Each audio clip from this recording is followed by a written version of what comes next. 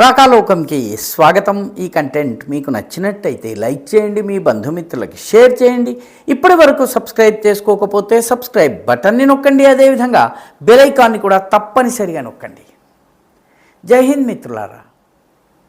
పాకిస్తాన్ చైనాలు నిన్న మొన్నటి దాకా తమ స్నేహం గురించి చాలా అద్భుతమైనటువంటి ఉపమానాలు ఇచ్చేవి. మన స్నేహం హిమాలయాలంత ఎత్తైంది, సముద్రమంత లోతైనది, తేనె కన్నా తీయనైనది, పాల కన్నా స్వచ్ఛమైనది. ఇది వాళ్ళు ఉపయోగించుకున్నటువంటి దౌత్యపరమైన భాష. పాకిస్తాన్ నుంచి వెళ్ళిన ప్రతి వాళ్ళు ఈ భాష మాట్లాడేవాళ్ళు. చైనా నుంచి వచ్చినటువంటి ప్రతి అధికారి, ప్రతి దౌత్యవేత్త, ప్రతి మంత్రి ఈ భాష మాట్లాడేవారు. ఇప్పుడు రెండు దేశాలకి చెడింది. దీనికి కారణము పాకిస్తాన్ ఏకంగా డబుల్ క్రాస్ కాదు, ట్రిపుల్ క్రాస్ చేస్తోంది. పాకిస్తాన్ ఇరాన్ని మోసం చేస్తోంది. అమెరికా చంకనెక్కింది. ఆపరేషన్ సింధూర్ సమయంలో అమెరికా చంకనెక్కింది. ఈ రెండు పరిణామాలు కూడా చైనాకి అంతగా రుచించటం లేదు. దానికి కారణం ఏంటంటే ఇరాన్లో జరుగుతున్నటువంటి దాడులు, ఇరాన్లో గల్ఫ్లో జరుగుతున్నటువంటి యుద్ధం యొక్క అసలు లక్ష్యము ఇరాన్ కాదు, చైనా అని చైనా భావిస్తోంది. చైనాకు సంబంధించిన ఇంధన భద్రతని, చైనా యొక్క డామినెన్స్ని అంతం చేయడానికి అమెరికా ఈ మొత్తం యుద్ధం చేస్తోందన్నది చైనా అంచనా. అలాంటి అమెరికాతోటి స్నేహం చేయటము, దాని చంకనెక్కటము, దానికోసము అన్ని రకాలుగా సహకరించటము చైనాకి రుచించటం లేదు. పర్యవసానంగా చైనా నెమ్మదిగా పాకిస్తాన్తో తన రిలేషన్స్ని అఫీషియల్గా డౌన్గ్రేడ్ చేయటం లేదు, కానీ ట్రీట్మెంట్లో మార్పు వచ్చింది. తాజాగా చైనా పాకిస్తాన్కి ఒక తాఖీదు జారీ చేసింది. ఆ తాఖీదులో ఏముందంటే, మీరు మాకు తక్షణము పాకిస్తాన్లో నడిచేటటువంటి యునైటెడ్ ఎనర్జీ పాకిస్తాన్ పేరిట నడిచేటటువంటి మా కంపెనీకి మీరు బకాయి ఉన్నటువంటి విద్యుత్తుకు సంబంధించిన బిల్లుల్ని తక్షణమే చెల్లించండి అని చెప్పి ఆదేశాలు జారీ చేసింది. మొత్తము అప్పులు $1.5 బిలియన్ ఉన్నాయి. మీరు అంత కాకపోయినా తక్షణము $220 మిలియన్ చెల్లించండి. $220 మిలియన్ అంటే 20,250 crore రూపీస్, అంటే 20,250 కోట్ల రూపాయలు, మన రూపాయల లెక్కలో చెప్పినట్టయితే. పాకిస్తాన్ అంత ధనాన్ని ప్రస్తుతం చైనాకి చెల్లించే పరిస్థితిలో లేదు. ఎందుకంటే పాకిస్తాన్ దాదాపుగా ప్రభుత్వం దివాలా తీసినటువంటి పరిస్థితిలో ఉంది. ప్రభుత్వము చెల్లింపులు చేయలేని పరిస్థితిలో ఉంది. ఈ మొత్తం ఆఫ్ఘనిస్తాన్తో ఒకవైపు యుద్ధము, బలూచిస్తాన్తో ఒకవైపు సంక్షోభము, ఖైబర్ పఖ్తూన్వాలో గొడవలు, రాజకీయంగా అస్థిరత, వీటన్నిటి కారణాల వల్ల పాకిస్తాన్ ఈరోజు చాలా దయనీయమైనటువంటి స్థితిలో ఉంది.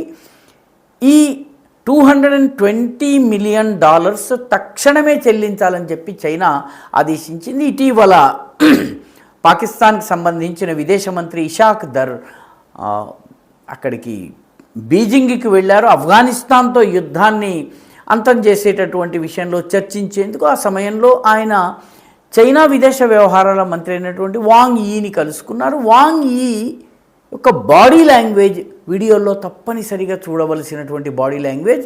ఇషాక్ దర్ ఆయనని దగ్గరికి లాక్కుని ఆలింగనం చేసినట్టుగా చేశారు.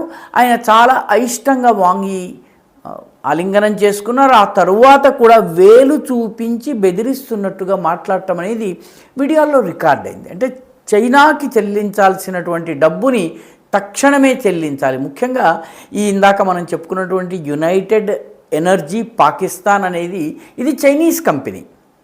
చైనా పాకిస్తాన్ ఎకనామిక్ కారిడార్ యొక్క మొత్తం ప్రాజెక్టులో అంతర్భాగంగా అనేక విద్యుత్ ఉత్పాదన కేంద్రాలని చైనాలో పాకిస్తాన్ ఏర్పాటు చేసింది.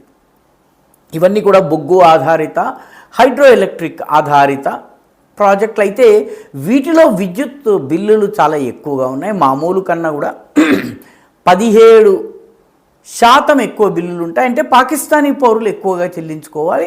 ప్రభుత్వము కొనుగోలు చేసేటటువంటి చోట ప్రభుత్వం చెల్లించుకోవాలి. దీంతో పాకిస్తాన్లో అసలు ప్రస్తుతం ఈ ఆర్థిక సంక్షోభంలో ఈ బిల్లులు చెల్లించలేనటువంటి పరిస్థితి ఉంది. కాబట్టి ఇషాక్ దర్ని చాలా గట్టిగా వార్న్ చేయటం, ఇవి తక్షణం చెల్లించాలి, లేకపోతే మా ఇన్వెస్ట్మెంట్లు ఆగిపోతాయి, చైనా పాకిస్తాన్ ఎకనామిక్ కారిడార్ మధ్యలోనే ముగిసిపోతుంది. అదేవిధంగా మాకు మీరు చెల్లింపులు చేయలేకపోతే ప్రపంచవ్యాప్తంగా మీ దేశంలో పెట్టుబడులు పెట్టేందుకు ఎవరు రారు అని చాలా స్పష్టంగా చెప్పింది. అయితే పాకిస్తాన్ ఈ అప్పు ఏదైతే ఉందో ఈ రుణము చెల్లింపుని కొంత రీస్ట్రక్చర్ చేయాలి, అంటే వాయిదాలని కొద్దిగా లేట్ చేయాలి, వాయిదాలని తగ్గించాలి, దీర్ఘకాలికంగా చెల్లింపులు చేస్తాం, మేము ఈ 5 ఏళ్లలో చేస్తామన్నది కాదు 15 ఏళ్లలో చేస్తాము, అమౌంట్ తగ్గించాలి, ఈ రకమైనటువంటి చర్చలు చేయడానికి ప్రయత్నిస్తే ఏ మాత్రము చైనా అంగీకరించలేదు. చైనాకి పాకిస్తాన్ యొక్క 3 నాల్కల ధోరణి నచ్చటం లేదు. దానితో పాటు చైనా డబ్బు విషయంలో చాలా ఖచ్చితంగా ఉంటుంది. చైనా ధరలు ఎక్కువ, చైనా ఇచ్చేటటువంటి అప్పుకి వడ్డీ ఎక్కువ అయినప్పటికీ పాకిస్తాన్ ఇష్టపడి తీసుకుంది కాబట్టి పాకిస్తాన్ చెల్లించి తీరవలసిందే, లేకపోతే పెట్టుబడులు పెట్టేది లేదు, ఇతర దేశాలు కూడా పెట్టుబడులు పెట్టేటటువంటి వాతావరణం లేకుండా చేస్తామని వాంగ్ యీ హెచ్చరించారు.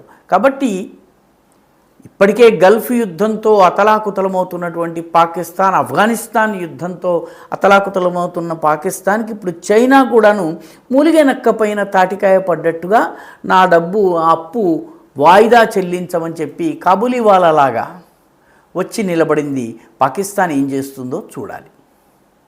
వీడియో మీకు నచ్చినట్టయితే లైక్ చేయండి, షేర్ చేయండి, ఈ ఛానల్కు సబ్స్క్రైబ్ చేయండి, మీ అభిప్రాయాన్ని కమెంట్ల రూపంలో తప్పనిసరిగా పంపించండి.